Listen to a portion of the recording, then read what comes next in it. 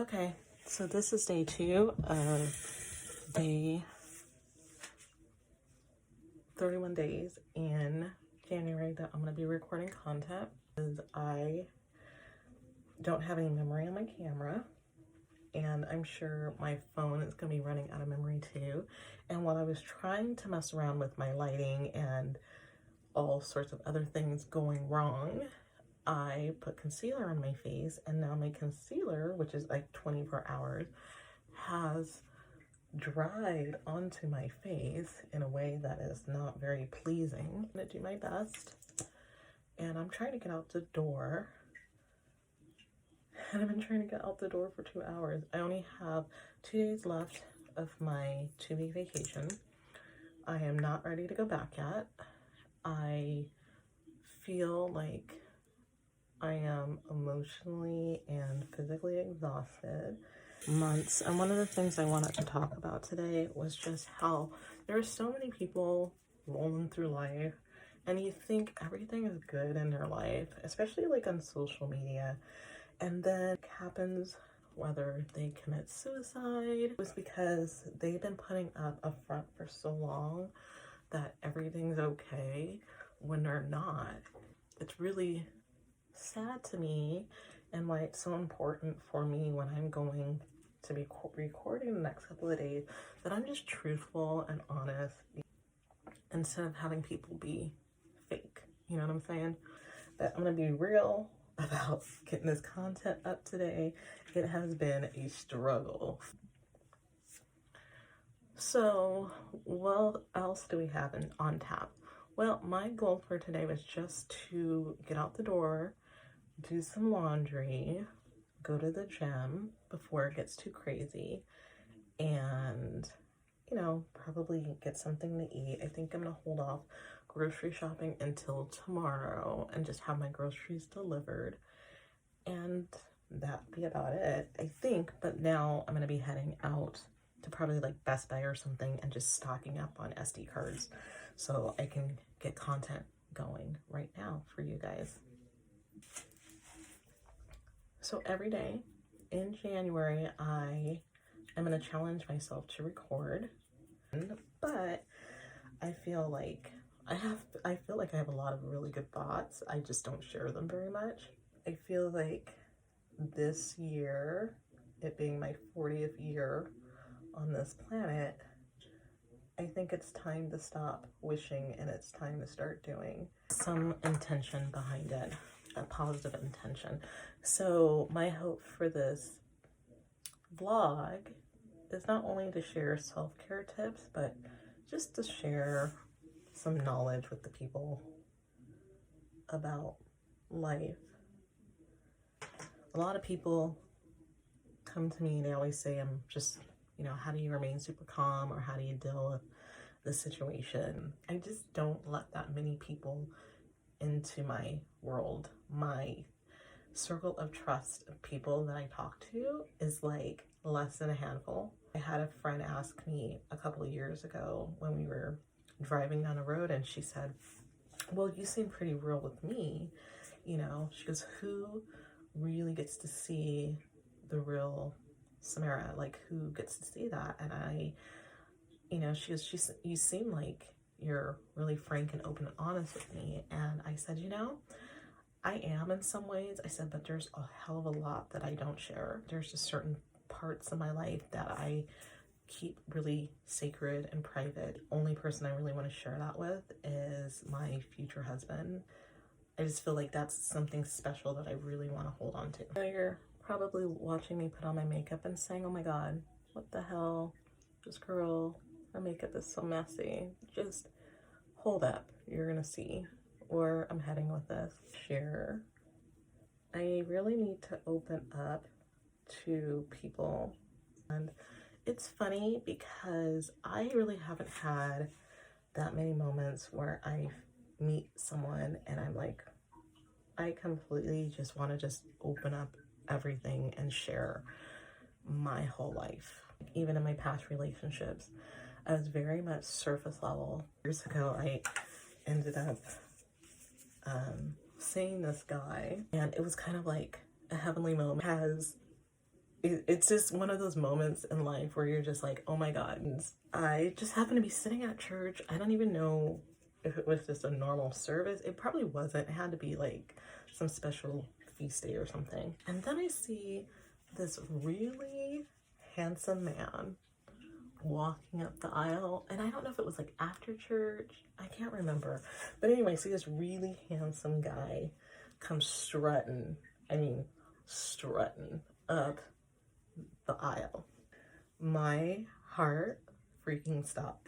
Oh my Lord, I said, who is that? Literally in my head, I'm sitting there at church looking at this man and saying, oh my God, who is that? There aren't that many, like, I'm not saying like there are not decent and attractive people at church. I'm not going to tell you that, because there are. But someone who, number one, is my sort of type. I tend to gravitate towards guys that are tall and who have dark brown hair and brown eyes. Times hazel, and that's my vibe. That's my jam. I mean, I have never seen a guy who appeared to be my age walking up, number one, up my church.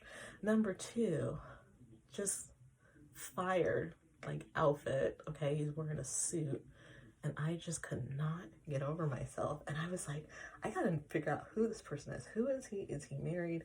And of course, my first thought is, oh my God, he's gotta be married, right? Like, there's no way this guy hasn't been swept up. The key thing about that period was I went through a really heartbreaking situation that came up that I didn't share with a lot of people. And I was dating a guy and things didn't work out. It ended horribly. And so I just went into this really deep, dark depression. And I was like, I'm not dating anybody anymore. I'm over it. And this really handsome man popped up around that time. I was kind of like, you know, I'm intrigued, but I'm too hurt to even put the thought past my mind. I really didn't see that guy very much again, for at least a while. I knew like he didn't come to like my mass. Like, I was like solid 11 a.m. That was me. So I'm like, wonder where this guy, what time this guy is going to church. Don't know, have no idea. I have this interesting relationship with my former priest. People think it's so funny that I have a relationship with my priest in a way that I can just talk to him like straight up and just be like, yo, I'm not doing that, or this isn't happening, right? Church a whole lot. And it was after church one day, and I, of course, was busily just trying to get things done so I can go home. And I wasn't really super open about like wanting to date. I didn't really share that stuff with him. All he knew was that I was going through a really, really, really dark time. I remember there was a Christmas mass that I was helping afterwards. It was like midnight mass. I was just feeling so upset and so lonely, and I was just busily just trying to clean up. For some reason, like, Christmas mass is very triggering, especially if you're single, but sometimes it can be really, really tough. For that mass, my priest, he had I almost call it like a tradition that he would always go up to, you know, the servers, the ushers, the sacristans, and make sure to say Merry Christmas and to thank them for all of the service that they do for the church. And little did he know, I was sobbing as I'm cleaning up. He's just happily just walking along like in the Christmas spirit, and I'm trying to avoid him like the plague.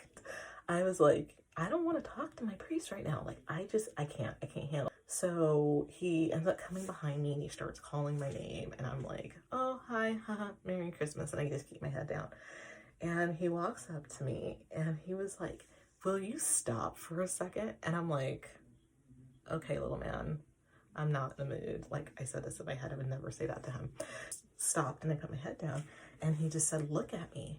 So I lifted up my head and I just lost it. And he was just like, what happened? I'm sobbing, and he just gives me the biggest hug, and I'm just standing there in the middle of the church crying on the shoulder of my priest because I just couldn't hold it anymore. And to this day, I have not told him what happened. He made himself readily available to say, hey, if you need to talk, I'm here. Send me a text. We'll schedule a time where we can get together and talk. He really tried to get information out of anybody who knew me. Wasn't giving out any information to them, and I wasn't answering calls. I kind of wish I did open up a little bit more, just because I feel like I probably would be in a better position now. Maybe just with relationships, I may have been more open. Back to the really handsome guy at church. The hard part about being me sometimes is what's going on in here. To be just so emotionally like fearful and traumatized from like past relationships that you just don't want to talk to anybody. That's where I've been at. So when this guy popped up, I of course was like, okay, that's great, he's here. My priest came up to me to ask me after church, and he stopped me, and this is different from the Christmas Mass stories. He just walked up to me and just was like, Samara, what are you doing with your life? Like, what are you doing? Literally said it like that. Like, you hang around church all the time. What is your deal? I just wanted to shut the priest down. I was just kind of like, don't really want to talk about this right now. And literally, like, it's after Mass, there's people passing through, you know, coming here and there. And I'm just like, I'm really super private. I was like, can we not talk about this now? Like, can we like go in a confessional and we can just do this one-on-one? He didn't care. He was like, look, like, what's going on in your life? What do you want to do? What's your intention? I'd really like to get married and have a family. I'm thinking that's going to be it. That he's going to be like, okay, all right. Well, then the conversation continues. And he says, okay, well, you want to get married. So what kind of guys do you like? And of course I'm like, it's like talking, like your priest is like your dad. So when I'm talking to him, I'm like, almost like, Dad, like, seriously, you're asking me this? Like, what is this about? Ultimately, what I told him was, I just want somebody who is honest and loyal and who has a heart like Jesus and is all about family. That's it. That's all I want. So then he continues to go down his list of all the eligible bachelors that he knows and starts describing this person. And I didn't know who he was talking about at that point, but I had an idea. Do you like your guys tall or short? Are you willing to date a Marine? What is your guy? And I have sworn off like years ago that I would not date another guy in the military. I would not date another musician. I have been there, done that. Don't want to do that no more. So of course my defenses come up. Not even like entertain the idea that anybody in the military. I'm like, either if they're in the military, they got to be getting out. They need to be retiring and be done with that part of their life. It's like, so I'm really not looking and wanting to get anything, but do you have anything in mind? Yeah, I think I do. I think I do have someone that's in mind. And he said, let me go get some information and then I'll circle back. I think it was like a week or two later, he comes up to me and he introduces me to some dude, some Navy guy. And so I think his intention was just trying to like walk people past me just to see if like, hey, like, do you like her? Like, do you think she's cute? He brings up this guy that he's in the Navy, and his name was Justin, and he was like, hey, like, meet Justin, like, he's new, but you know, he's gonna be deployed. And of course I was like, nope, that's not gonna work. He was like, I'm not trying to match you guys up, like, I just thought that you two should just meet. And I'm just like, you're not smooth, father, like, you're not smooth. He trotted somebody else by me. I was just kind of like, nope, not happening. Coming to me about the guy that I had seen, everything, like, was like, if you can dream up like a moment like that. It was almost like a Beyonce moment, but for a guy. And he's just strutting through like with the little like walk. Brings up this guy and he goes, "Do you know so and so?" And he was just like, "No." He goes, "It's this person and this is what he does." And he's like, "Yeah, he's really nice guy." And he goes, "Are you okay with guys who are divorced?"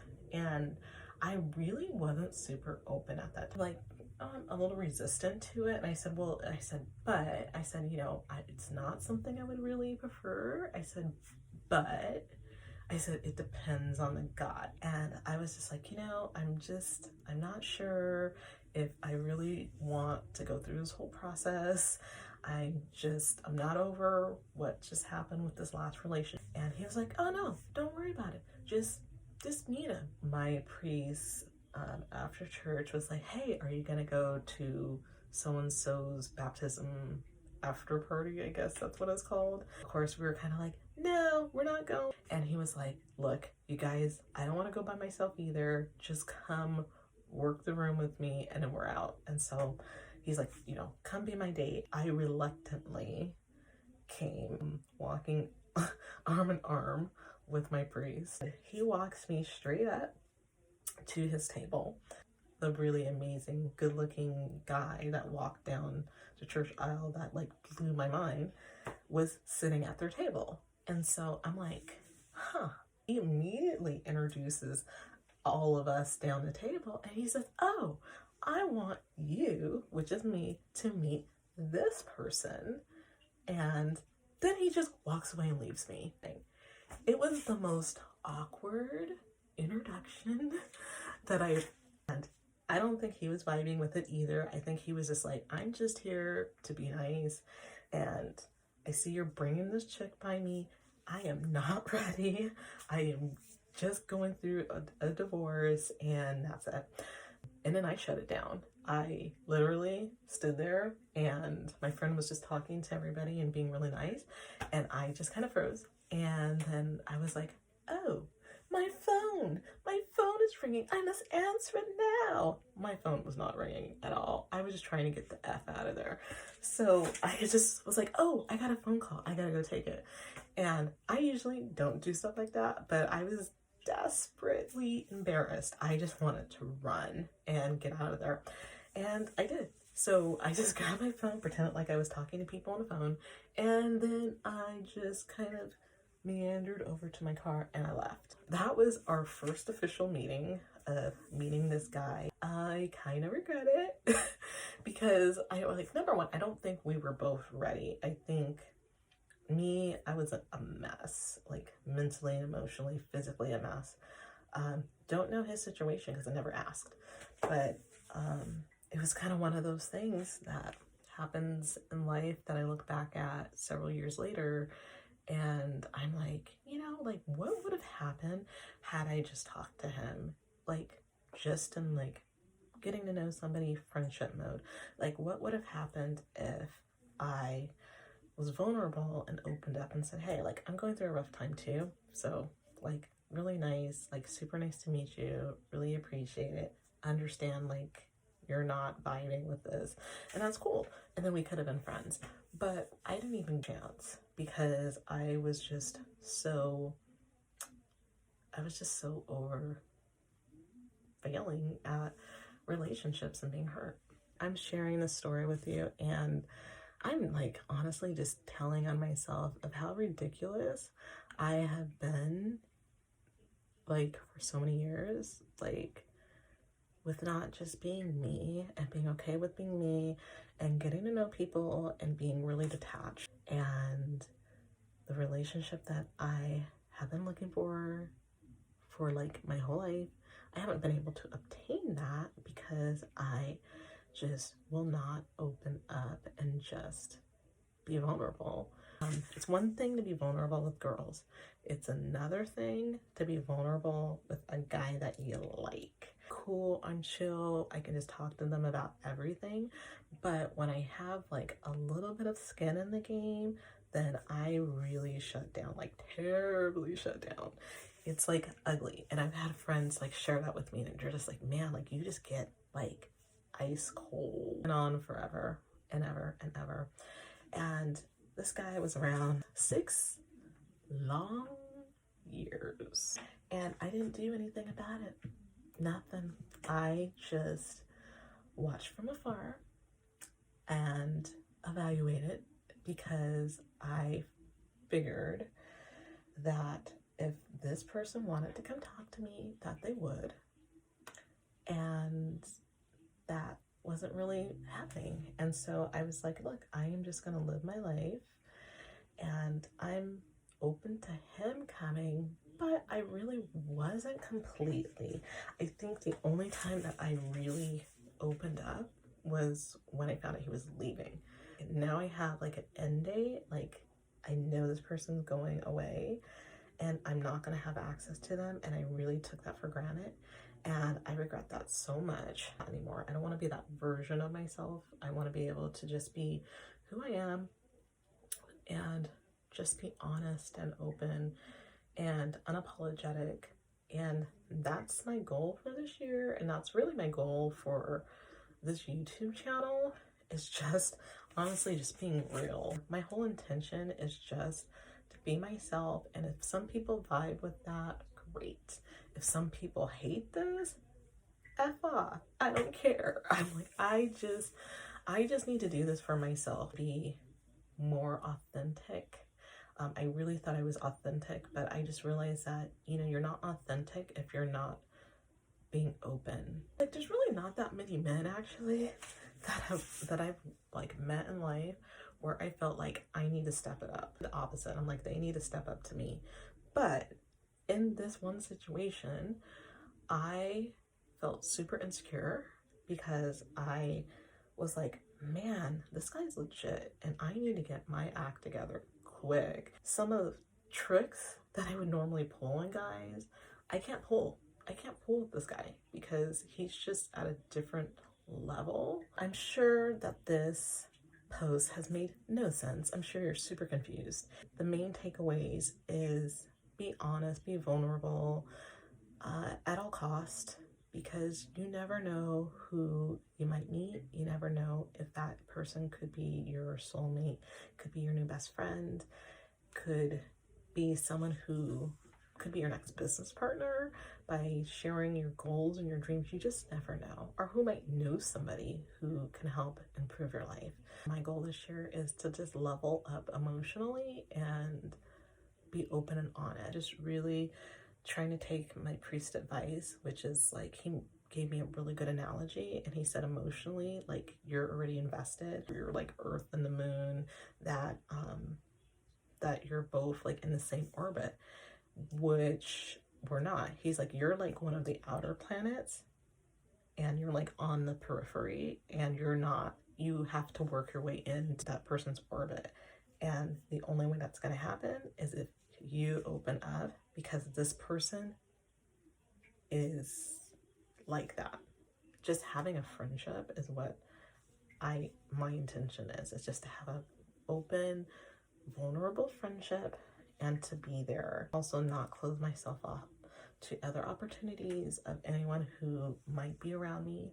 So if you enjoyed this ranting, raving vlog today, and you would like to learn even more about self-care tips, lifestyle, and crazy stories that have happened to me, just random stories that might entertain you, go ahead and subscribe to my YouTube channel. Check out my website, thesamararenee.com.